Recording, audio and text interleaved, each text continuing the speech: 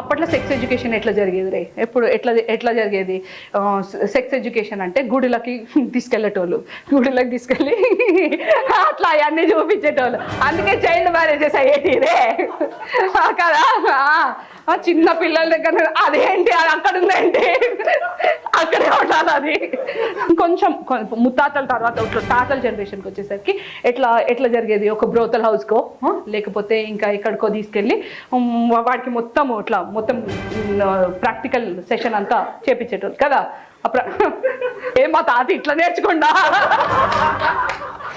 మా తాత కూడా ఇట్టే నేర్చుకుంటూ, నా మీద నేర్చుకోలే.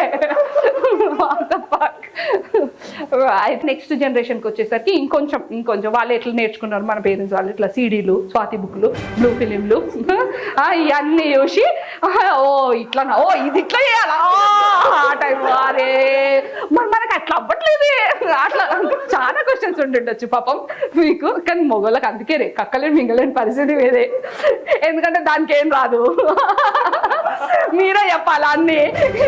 అడుగుతుంటారు డౌట్లు, ఏమైతుంది నాకే తెలుసు. నేను కూడా వీడియోలు ఇట్లా చూస్తే బాగానే ఉంది కదా. అదే ఆడవాళ్ళకి ఎట్లా వచ్చేది సెక్స్ ఎడ్యుకేషన్? హౌ డిడ్ ఆడవాళ్ళు లర్న్ అంటే, ఇట్లా పెళ్ళికి ముందు టైంకి ఇట్లా ఒక హార్నీ ఆంటీ వస్తుంది. ఆమె వచ్చి ఏం చెప్తుందంటే, పిల్లకి ఇట్లా నచ్చ చెప్తుంటది అనమాట, ఏం చేసినా ఏమనకమ్మా అంతే కదా సార్, ఏం చేసినా ఏమనకమ్మా స్టాండర్డ్ డైలాగ్ ఉంటుంది అంతే, క్రాష్ కోర్స్.